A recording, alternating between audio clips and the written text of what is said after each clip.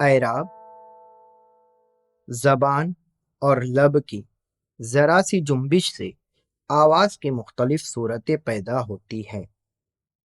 आवाज़ की इन मुख्तलिफ सूरतों को या मुख्तलिफ तरह की इन आवाज़ों को तहरीर की शक्ल में ले आना बेहद मुश्किल काम है, लेकिन इनका तहरीर में इजहार भी ज़रूरी है, क्योंकि इनकी वजह से हरूफ की आवाज़ों में खफीफ सी हरकत पैदा हो जाती है।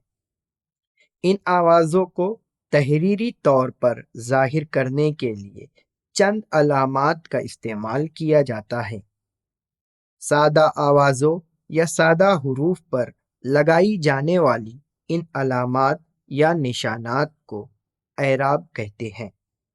एराब लगाने से हर्फ में हरकत पैदा होती है और आवाज़ की मुख्तलिफ सूरतों की निशानदही हो जाती है। जिन हरूफ पर एराब होते हैं उन्हें मुतहर्रिक हरूफ और जिन हरूफ पर एराब नहीं होते उन्हें साकिन हरूफ कहा जाता है। ये एराब अरबी, फारसी और उर्दू में यकसा होते हैं जो दर्ज झील हैं। ज़बर, ज़ेर, पेश, मद, तशदीद, जज़म, तनवीन। एराब की तादाद 7 है।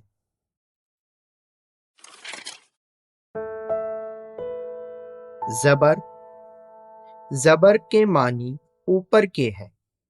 ये एक छोटी सी तिरछी लकीर है जो हर्फ के ऊपर लगाई जाती है। अरबी में ज़बर को फतह कहते हैं। जिस हर्फ पर ज़बर होता है उसे मफ्तूह कहते हैं। ज़बर से हर्फ में अलिफ की हल्की सी आवाज़ पैदा होती है। चंद मिसालें दर्ज झेल हैं: रब, डर, अमल, फलक।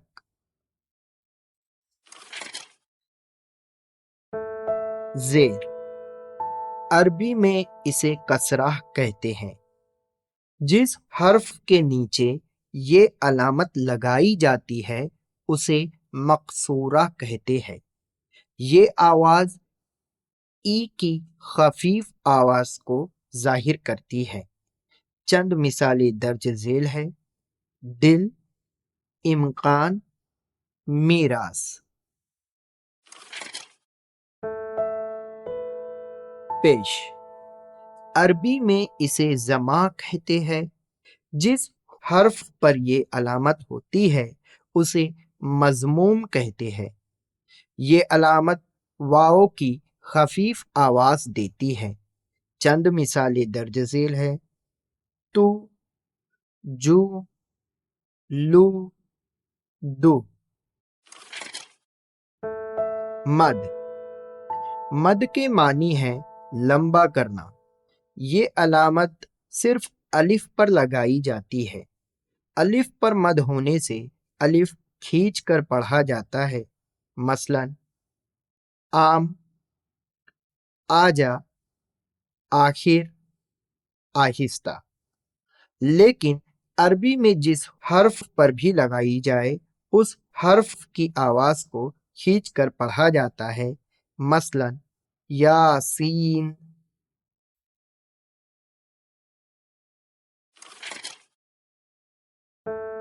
जज़म जज़म को सुकून भी कहते हैं।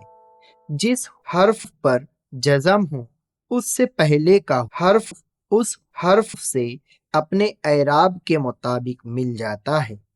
इस तरह जिस हर्फ पर जज़म हो उसमें खुद हरकत नहीं होती।